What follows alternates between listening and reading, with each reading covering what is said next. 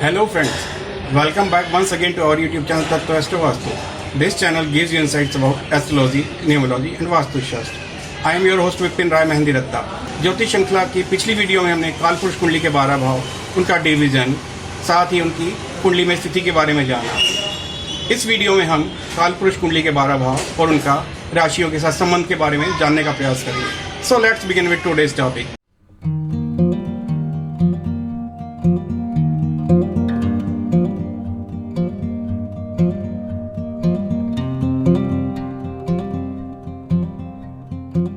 काल पुरुष कुंडली श्रृंखला की पिछली कड़ी में हमने उत्तर भारत में अपनाए जाने वाले प्रारूप के कुछ पहलुओं के साथ ही उस कुंडली में चंद्रमा की स्थिति से चंद्र राशि के निर्धारण के बारे में जाना। इस श्रृंखला में अब हम काल पुरुष की कुंडली के उत्तर भारत में अपनाए जाने वाले प्रारूप द्वारा उसके अन्य पहलुओं को जानने का प्रयास करेंगे।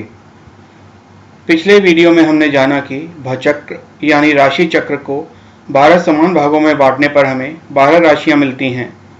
इनमें से प्रत्येक राशि काल पुरुष की कुंडली, जिसके प्रारूप को हमने इस श्रृंखला के पहले वीडियो में समझने का प्रयास किया कि 12 भावों में से एक भाव का प्रतिनिधित्व करती है। इन वीडियोस के बारे में ऊपर दिए गए लिंक से आपको जानकारी मिल सकती है। स्क्रीन पर दिखाई दे रही काल पुरुष कुंडली की इमेज से हमें 12 भावों के बारे में समझने में आसानी होगी। इस इमेज में जहां पर नंबर 1 लिखा है, इसे कुंडली का पहला भाव माना जाता है। इस भाव से घड़ी के विपरीत दिशा में कुंडली के अन्य भावों को क्रमवार दर्शाया गया है। उत्तर भारत में अपनाए जाने वाले प्रारूप में इसी क्रम में भावों का निर्धारण किया गया है।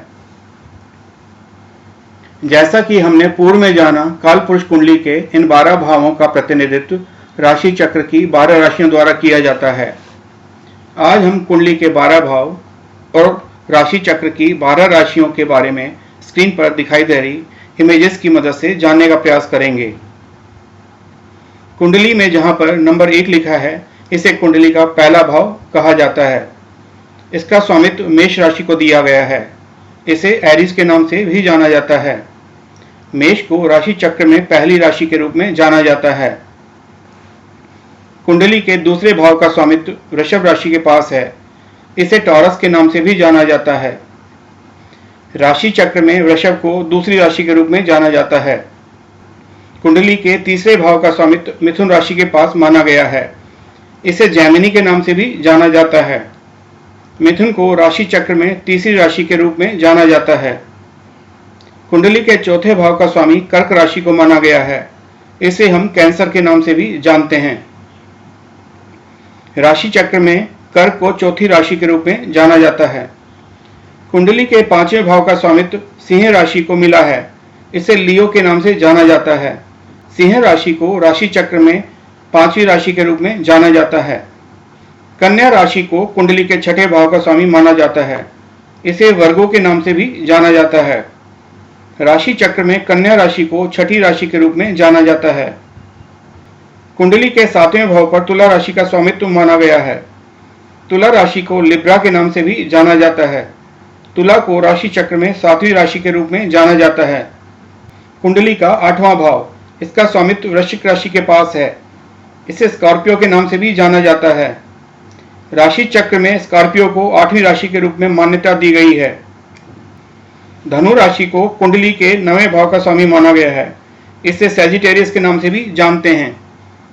सैजिटेरियस को राशि चक्र में 9वीं राशि के रूप में मान्यता मिली है। कुंडली का 10वां भाव, इस भाव का स्वामित्व मकर राशि को दिया गया है। इसे कैप्रिकॉर्न के नाम से भी जाना जाता है। राशि चक्र में मकर राशि को 10वीं राशि के रूप में जाना जाता है। कुंभ राशि को कुंडली के 11वें भाव का स्वामी माना जाता है। इसे हम एक्वेरियस के नाम से भी जानते हैं। एक्वेरियस को राशि चक्र में 11वीं राशि के रूप में जाना जाता है। सबसे अंत में मीन राशि, इसे कुंडली के अंतिम यानी 12वें भाव का स्वामित्व दिया गया है। इसे हम पाइसेस के नाम से भी जानते हैं।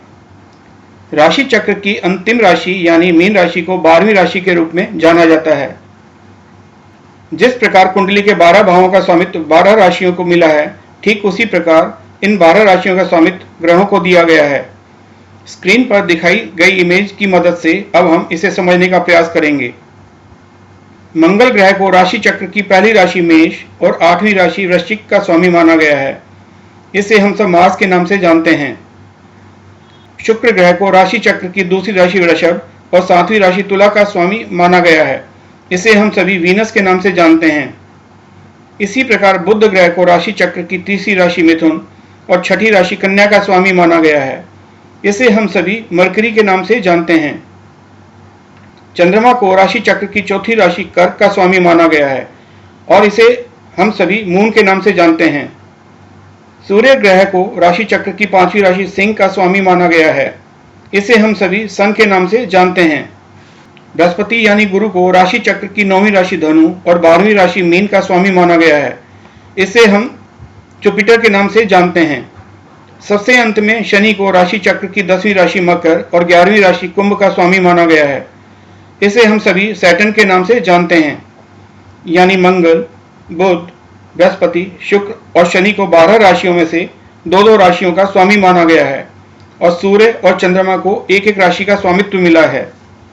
जिस प्रकार काल पुरुष की कुंडली के 12 भावों का स्वामित्व राशि चक्र की 12 राशियों के पास है और इनमें से प्रत्येक राशि का स्वामित्व ग्रहों को दिया गया है, ठीक इसी प्रकार इन 12 राशियों को इनके चिन्हों के द्वारा भी पहचाना जा सकता है। वास्तव में ये चिन्ह आकाश में राशि चक्र में स्थित तारों के समूह की आकृतियों के आधार पर निर्धारित किए गए हैं। इसे सरल शब्दों में कहा जाए तो नक्षत्र मंडल के तारों के समूह का ही 12 राशियों में समावेश किया गया है। इस श्रृंखला में आगे आने वाली वीडियोज में हम इस बारे में जानेंगे। स्क्रीन पर दिखाई गई राशि चिन्हों की इमेजेस की मदद से हमें राशि चक्र की 12 राशियों को पहचानने में मदद मिलेगी। इन चिन्हों को जानना इसलिए भी जरूरी हो जाता है क्योंकि कभी किसी कुंडली में राशियों के नंबर की जगह इन चिन्हों का सामना भी करना पड़ सकता है। ठीक इसी प्रकार काल पुरुष कुंडली के 12 भाव काल पुरुष के बाहरी शारीरिक अंगों का प्रतिनिधित्व करते हैं। इसको सरल शब्दों में कहा जाए तो काल पुरुष कुंडली को काल पुरुष का शरीर कहा जा सकता है। इसके प्रत्येक भाव का संबंध काल पुरुष के शारीरिक अंगों के साथ माना गया है। स्क्रीन पर दिखाई गई इमेज की मदद से काल पुरुष कुंडली के 12 भाव और उनका काल पुरुष के अंगों से परस्पर संबंध को जानने का प्रयास करेंगे। काल पुरुष की कुंडली के पहले भाव से जातक के सिर के बारे में विचार किया जाता है। यानी किसी व्यक्ति के मस्तिष्क से संबंधित जानकारी हमें कुंडली के पहले भाव से मिलती है। कुंडली का पहला भाव और उसकी कुंडली में स्थिति से हमें जातक के मस्तिष्क की स्थिति के बारे में जान सकते हैं। इस बारे में हम आगे आने वाली वीडियोस में जानने का प्रयास करेंगे। काल पुरुष की कुंडली के दूसरे भाव से हमें चेहरे के बारे में जानकारी मिलती है। यानी जातक की कुंडली के दूसरे भाव उसके स्वामी और उसमें ग्रहों की स्थिति को देखकर जातक के चेहरे, दाईं आंख और जुबान से संबंधित जानकारी मिलती है। कुंडली का तीसरा भाव हमें कंधा, गर्दन और भुजाओं की जानकारी देता है। इसका संबंध जातक के दाएं कंधे व हाथ के साथ माना गया है। कुंडली में तीसरे भाव की स्थिति को देखकर जातक के इन अंगों के बारे में सहज में अंदाजा लगाया जा सकता है। कुंडली के चौथे भाव का संबंध हृदय के साथ माना गया है। इस भाव की स्थिति से जातक के हृदय के बारे में पता चलता है।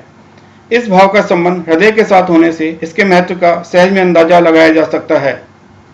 कुंडली के 5वें भाव का संबंध काल पुरुष के पेट से माना गया है। यानी अगर हमें किसी जातक के पेट से संबंधित जानकारी लेनी हो तो इसके लिए कुंडली में 5वें भाव, उसके स्वामी और उसमें स्थित ग्रहों की जानकारी आवश्यक होती है। कुंडली का छठा भाव काल पुरुष का नाभि स्थल माना जाता है। यानी पेट का निचला भाग, छोटी आंत और गुर्दे से संबंधित जानकारी इस भाव की स्थिति से मिलती है। कुंडली का 7वां भाव काल पुरुष की बड़ी आंत, गर्भाशय और मूत्राशय से संबंधित माना गया है। इससे संबंधित जानकारी हमें कुंडली के 7वें भाव की स्थिति को देखकर मिलती है।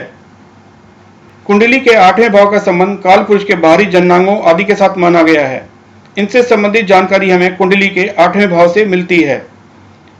कुंडली का 9वें भाव का संबंध काल पुरुष की जांघों और कूल्हे के साथ जोड़कर देखा जाता है।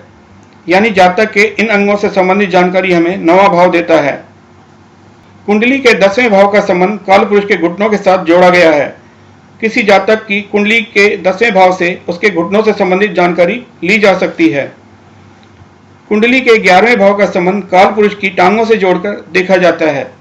अगर हम किसी जातक की टांगों के बारे में जानकारी चाहते हैं तो हमें कुंडली के 11वें भाव को देखना होगा। कुंडली का 12वां भाव काल पुरुष के पैरों से संबंध रखता है और जातक के पैरों से संबंधित जानकारी में सहायक होता है। आज के लिए इतना ही। इस श्रृंखला में आगे आने वाली वीडियोस में हम काल पुरुष की कुंडली के प्रत्येक भाव से संबंधित पहलुओं को जानेंगे। Thank you for watching. अगर आपको ये वीडियो पसंद आया हो तो इसे लाइक करें, शेयर करें and do subscribe for further notification.